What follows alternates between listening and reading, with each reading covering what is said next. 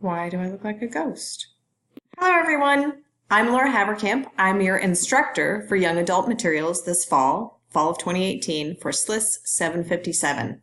I'm really excited to be here with you, to be teaching this class, to be reading along with you since, as I've mentioned more than once, I have been a little off on my YA reading, so I'm excited to jump right back in and read some new stuff along with you. So this first class is the opportunity, or this first lecture is the opportunity for me to run through all sort of the basic requirements and all of this sort of really dull stuff so that you can navigate the course well, and so you get to look at my mug. Hey! Anyway, so the learning outcomes. In this class, the student will be able to understand the course requirements and expectations for SLIS 757. You're going to learn about the librarian's role in providing readers' advisory services to young adult patrons. I love doing this. I hope you will too. Learn about selection tools, award lists, and review sources pertaining to young adult materials so that you don't make bad mistakes like I have on occasion in the past. I bought a book about butts. It was completely inappropriate. I should have read more reviews. That's another story. Anyway, learn about 6 realistic fiction titles for young adults. So those you will have selections to choose from. Other professors have taught this with required readings. I'm going to give you lots of leeway because I want to hear about other books that I haven't heard about yet. I am Laura Haverkamp. I am your instructor. Please call me Ms. Haverkamp. I'm not a doctor yet. It might take another year for me to get there. I'm a media specialist here in Columbia, South Carolina. I'm a soccer junkie. I'm a little weird about it. I just had my first game of my season today, and I hurt. If you want to meet me, we can arrange a meeting at Davis College. I live very close to campus. I teach very close to campus, so that's easy for me to get there. If you want to contact me on my office phone, this is at Drury High School. It's 803-253-7029. I am terrible on the phone, though. If you need to talk to me on the phone, email me first, and then we'll make arrangements. Please allow me 24 hours to respond. I'm usually much faster than that, but sometimes I get a little flaky. And again, call me Ms. Haverkamp, or you can call me Laura. It's okay. Some of you are, we're all adults, so you can call me Laura. We can have face-to-face office hours if you'd like. We can have virtual appointments by FaceTime, which I have done, but not frequently, so I'd have to learn something new, but that's okay. We could do a Google Hangout, which I've also done maybe twice, or call the phone or send me an email so we can talk on the phone. How about that? And again, you need to use email through University of South Carolina. I know that in the summer course, I accidentally emailed people back by Yahoo, so I have been a little remiss myself in that. But please try to follow this rule. If I am receiving your email on my phone, it might come back from Yahoo so that I can respond quickly, but I will try to sit down at a computer so that I can access university email. All right? Just try to follow that rule, and I will too. Please read your syllabus. It is under course documents. Use that as your guide. That's our contract with each other. If you have any questions about the syllabus, please do email me. Again, use that USC email account. And make sure you put syllabus 757 in the subject of your email so that I know it's not spam and so that I recognize that it needs an immediate response. I tend to have an overwhelming amount of email, so please do make sure you put 757 in there. Please get the required textbook. It is Michael Cart's Young Adult Literature from Romance to Realism. I really like Michael Cart. I like his writing. His writing is very smart. He is a smart man. I've enjoyed reading this textbook. And I am not too embarrassed to say that there have been several times where I've had to look up words from this textbook. It's like, what is that word? I don't know that. And I always think of myself as having a good vocabulary. Anyway, it's in paperback. It's from 2016, so it's still pretty new. And I did order it for the university bookstore, but you can also get it from Amazon if you need to. Okay, so for class attendance, this is called a responsible class. I'm sure we're all feeling responsible, which means it's up to you to show up. I always tell my kids half the battle is showing up, so show up, please. I've bothered to do a recording, and I even put lipstick on for you guys, so please watch the recordings. All the classes will be recording. You may listen to them at your leisure within a week's time frame. So please do view the recordings. You'll lose some points if you do not view the class sessions. And if you fail to view 3 class recordings, your grade will be dropped 1 letter grade. It's kind of harsh, but the recordings shouldn't take long. You know, put your laptop, balance it on your elliptical, put in the headphones, and just watch it, okay? They're not that bad. In order to receive full credit for viewing the class, sessions must be viewed before the next class session. All right, no graduate credit will be awarded for any course in which a student has been absent for more than 25% of the scheduled class meetings, and I will track data through Blackboard statistics. I finally figured out how to do that last semester. I'm getting better, but I'm kind of a Blackboard idiot. I'm getting better, though, I promise. In order to view our class sessions, they will be posted in the weekly content folder for each week. They will be available no later than 5:30 p.m. on the day of class. Since we are an online class and it's kind of arbitrary, I'm going to say Wednesday is the day of class. And so each week you will, at the very latest, our lectures will be up by Wednesday, though because I also have a full-time job, I'm going to try to get them up sooner than that, because weekends are the time that I really have to work on your stuff or work with you. So look for those Wednesdays by 5:30, all right? All right, for your assignments, directions and due dates will be posted under assignments in Blackboard. You will submit through Safe Assignment on Blackboard no later than midnight on the due date. They'll be returned via Blackboard also.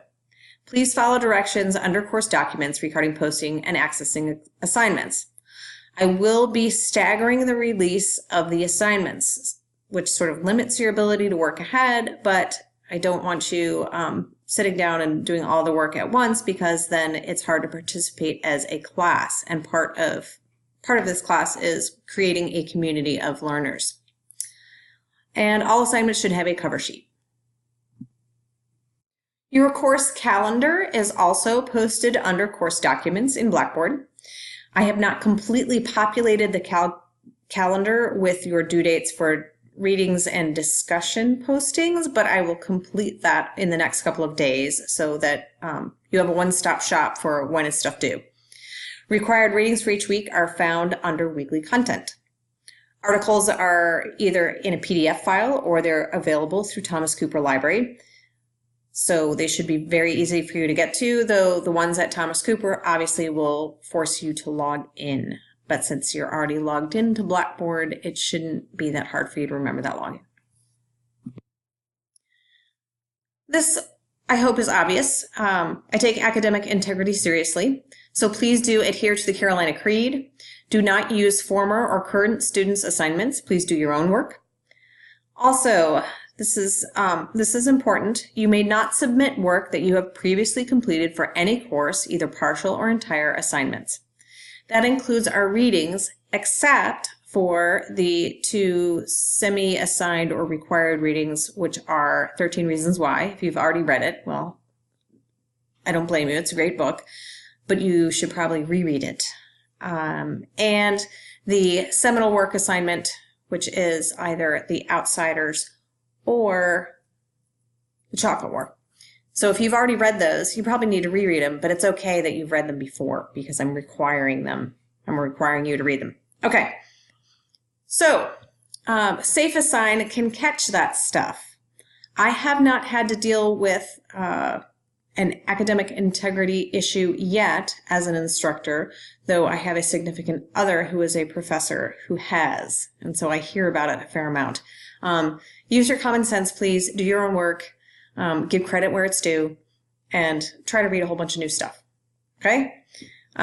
If you plagiarize something, I have to give you a 0, and I have to report you to the, I don't remember the chain of command. I have to report you up the chain of command, just so you know. All right, so now that we're done with the no fun stuff, class participation, yay! I can already tell by reading your introductory posts, we've got some enthusiastic folks in here, lots of people who like to read YA, several people who like to read YA and for whatever reason have sort of fallen off the wagon. Some of it is being in grad school. I completely get it. Or maybe you have a family. That makes life hard. Hard in a good way. So please do view your sessions that is being recorded with Blackboard data. Also, please do the required forum posts. There are some posts that are not required. They don't count towards your grade. There's just another opportunity to connect with your classmates or ask a question if you would like. So pay attention to the number of required posts. Please submit by the due date. Posting and responding and reading your classmates' posts all count towards that participation grade. I will sometimes ask you to respond to one other classmate or sometimes ask you to respond to two. Please pay attention to that. All right. The discussion board becomes really important in an online course. It's your way to connect with your classmates and your way to bounce ideas off of each other and off of me. So share your reactions, share your ideas, share any great resources you find. You're welcome to help each other with assignments as far as clarifying instructions or asking me for further instructions. We definitely want to develop a community of scholars. You never know when you're going to run into your library school friends in other places. Please try to write thoughtful responses and posts. Please pay attention to due dates. If you're turning in discussion postings after the due date, it sort of ruins the point of the discussion. So turn stuff in on time for this. This is particularly important. All right, y'all, you get 2 grace days. This is an experiment for me, though I've had several professors recommend this. This is a way for you to have a little extra time on an assignment if you need it. So 2 grace days. You can use them for the same assignment or 1 grace day for 2 different assignments. Grace days will be posted in the grade center. You can't use it for the discussion board. The discussion board are usually 2 to 3 paragraphs. You don't need to delay that. All right, after you use your grace days, you will lose points. That said, I personally, when I was working on my MLIS, lost my mother. She died of cancer while I was working on my master's here at USC. And then I've been working on my PhD and I had my father and my uncle die. So library school makes me think of death. I hope this does not happen to you. But if you have something egregious happen, please let me know. So if you have a death in the family, a car accident, a very sick child, something like that, you've got something going on, let me know before the due date. Just say, Ms. Haverkamp, I have this going on that is interfering with my ability to get this thing done. I've had pneumonia, whatever it is, please let me know. And I hope you don't have to contact me with that stuff. But I'm pretty flexible, unless it's right at when grades are due. At the end of the semester. That said, please turn stuff in on time because I got to get this stuff graded and back to you guys. And this is a bigger class than I've had before. All right. Are we clear on that? I hope that's clear. I'm very excited to be part of this learning community with you. You're all bringing in experiences and perceptions and expectations to this group endeavor. Hopefully we will work together to construct our knowledge of young adult materials and their potential in the K-12 and public library settings. Obviously, my experience has all been K-12, in fact, 9 through 12. I've always been in a high school and have always read young adult literature, and it may be that I just have a very arrested development, why I like it so much. I rarely read adult literature, but hopefully you'll find something that you will love in what we're reading this semester or what you're choosing this semester. So the nature of this course, obviously, as we're learning about young adult literature, choosing young adult literature, programming for young adult literature, maybe just a little bit, book talking young adult books, selecting young adult books for purchase, though I will tell you in real life, you don't have time to read all the reviews, or I read reviews, but I have to order fast. We'll talk about that too later on. Please do read the textbook. Like I said, Michael Cart's pretty darn smart. Watch your lectures. I'm your instructor, but I prefer the guide on the side, especially since you're all adult learners, so you're bringing a lot to the table, and I respect that. Also, be aware that this class is a big time commitment. You're going to read your little eyeballs out. So be sure to be setting aside some time for that. And hopefully you will not have technology issues. Please let me know if I have issues in Blackboard. I said earlier, I'm a little bit dodgy on my Blackboard skills as an instructor. I can follow directions and do whatever a professor would like, but I'm still working around, like figuring out how to set things up for you guys. So if I have put something up in Blackboard and it doesn't work or it's illogical, please do let me know. I will not be offended. All right, so you will have 20 books. You're required to read 20 books. So I'm tinkering with this. I've had required reading before, and I'm switching a lot of it to, there are a couple things that are required and several things that are suggested, and you will have to do literature logs for sure. So the suggestions, well, what's required is you must read in multiple genres. The suggested reading list are books I have pre-selected, but you do not have to stay with the pre-selected books, except for the couple of exceptions, which I will mention in a moment. So that required and suggested reading list of at least 20 titles will be under course documents on Blackboard by tomorrow evening. It's not up yet because I'm tinkering with it and changing some of the text, suggested text, so it's a little bit more updated. You'll be doing literature logs, which will also be up tomorrow. That will be under assignments in Blackboard, the summary and your reaction to your book, how to write summaries and your reactions, and it will be graded twice. So you'll do 10 about halfway through the semester, and then you'll do another 10 towards the end of the semester. You may read the books in any order, except for the first title, 13 Reasons Why. I would suggest doing your seminal book soon after that too. Try to do that in your first 10, please, because I will have a discussion question about it. But I'll let you know the date on that in a couple of days. Okay.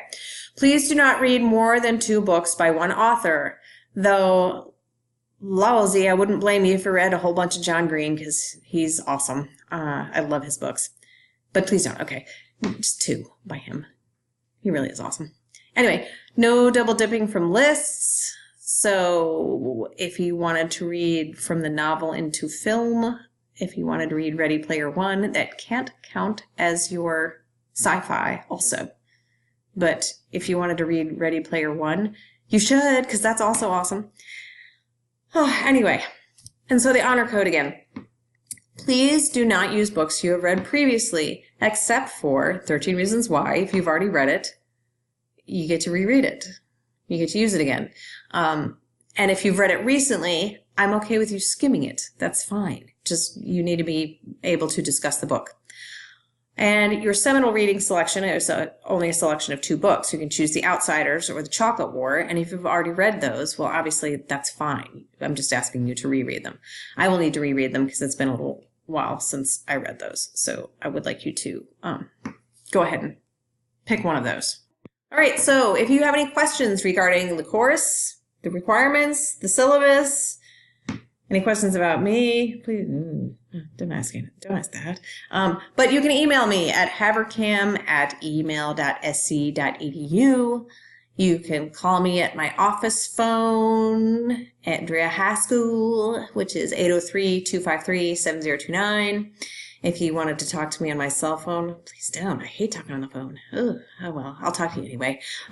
If you don't get me on my office phone, please send an email. I'm terrible at the phone. Really, I'm not kidding.